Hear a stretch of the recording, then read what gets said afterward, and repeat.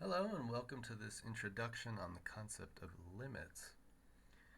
When we're studying calculus, the concept of a limit is an idea that helps make rigorous notions about calculating values that we can get close to, but we may not be able to explicitly find.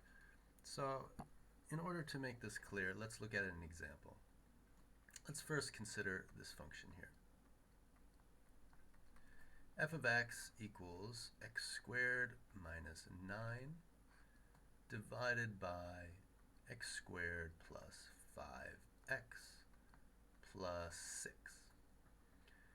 Alright, well, you might notice if you take a moment to look at this function that there are a few problems with this. We can see that by rewriting these by factorizing them. We could rewrite the top as the factors x minus 3 times the factor x plus 3, and we could do something similar in the denominator, and we factorize it x plus 3 times x plus 2.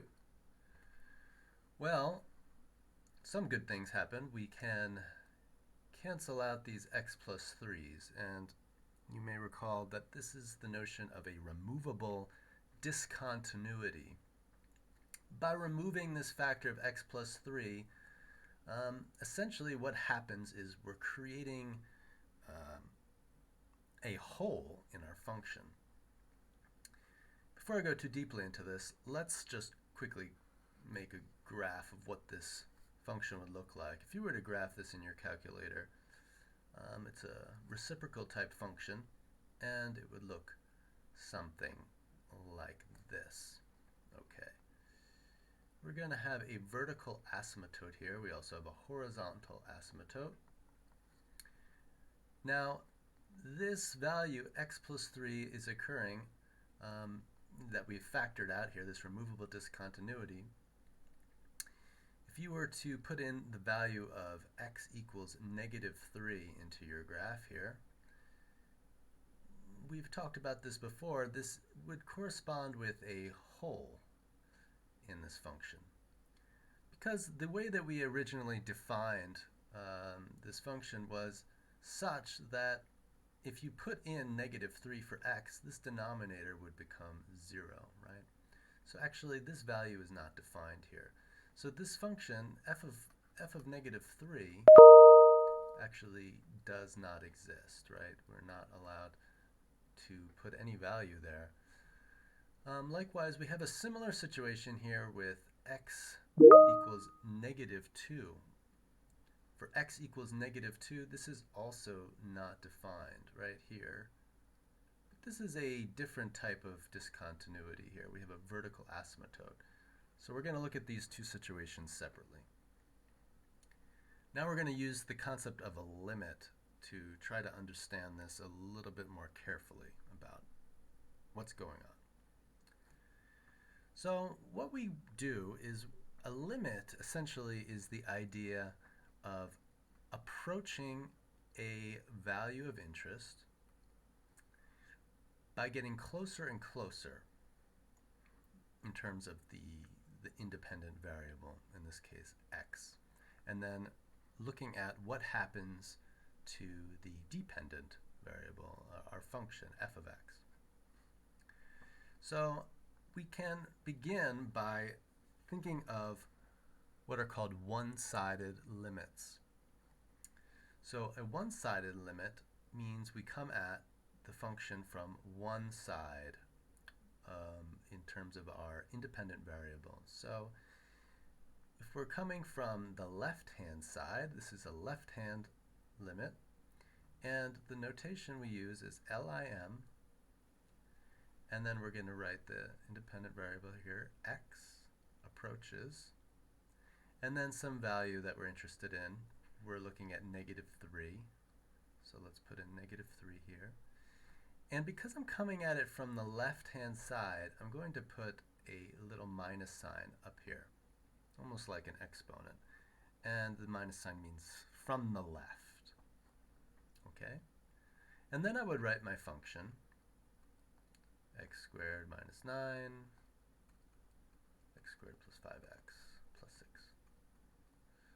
Okay. Now, what it means is that I'm coming closer and closer and closer to this value from the left. Doesn't mean that I actually go to that value. It's just asking, what does this function look like it's approaching as you get closer to x equals -3 when you approach it from the left? And, well, we could see that actually this value is going to be 6. How do I know it's 6? Well, if we do our removable discontinuity here and we were to simplify this, we get x minus 3 over x plus 2.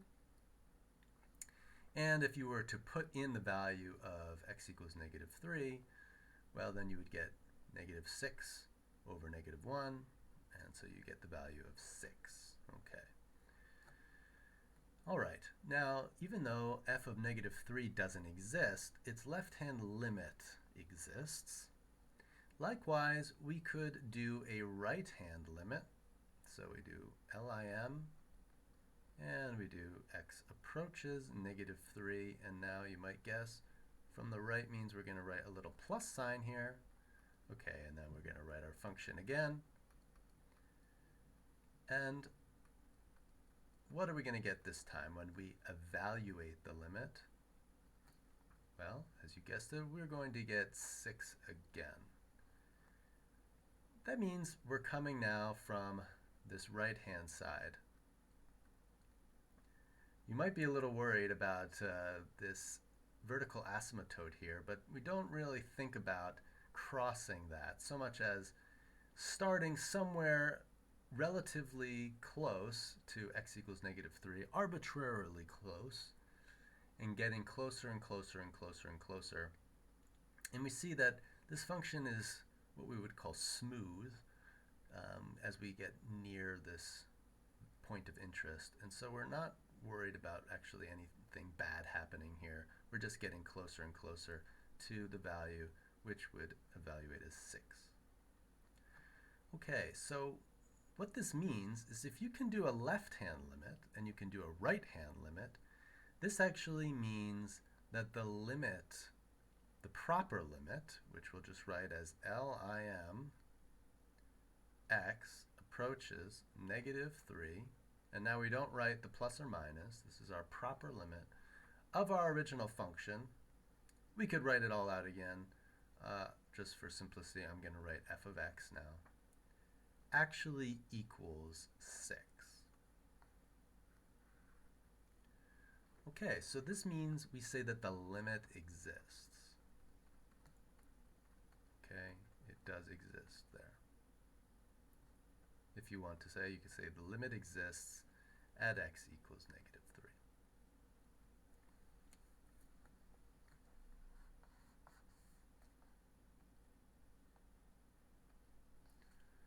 Okay, now let's look at the case of x equals 2. So again, this function is actually not defined at x equals -2. There's no value there because we have this vertical asymptote.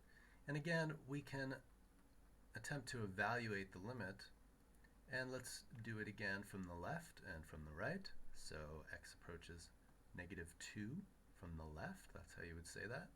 And we're looking at our function f of x.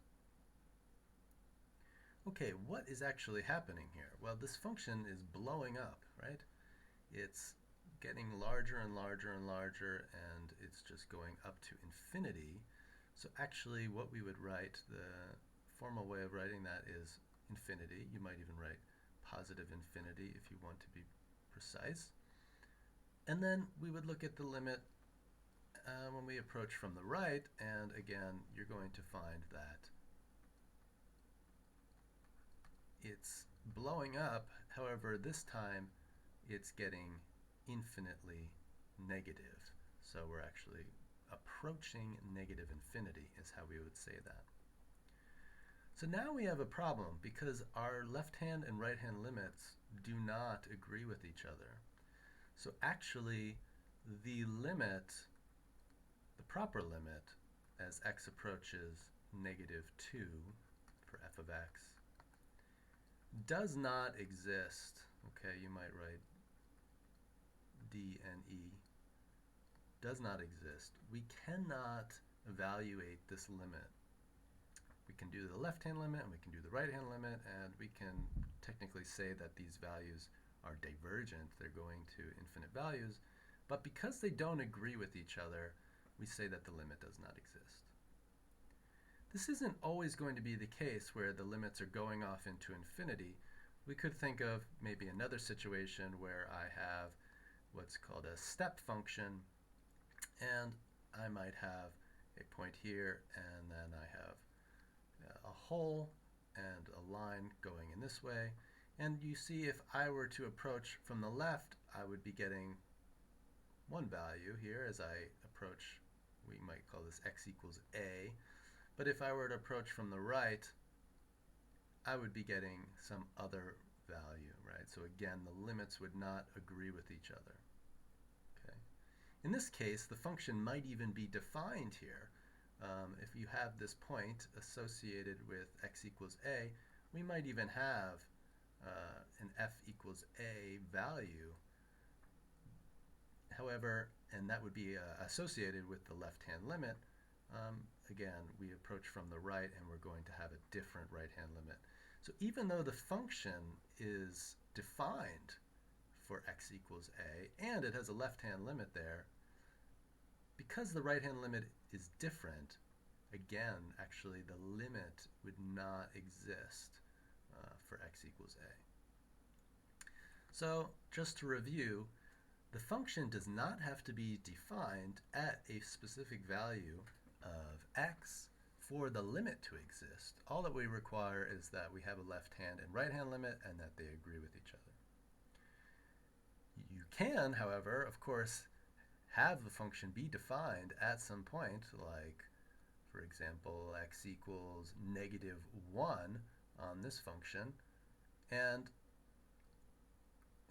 assuming maybe the point is here, I'm not sure exactly, but let's just say that the value is associated here for x equals -1. Clearly the function is defined there, there's no holes, and if we were to come from the left and come from the right, we would see that the limits would agree there. So not only is the function defined at that point, its limit is defined as well. All right, that's it for this lesson.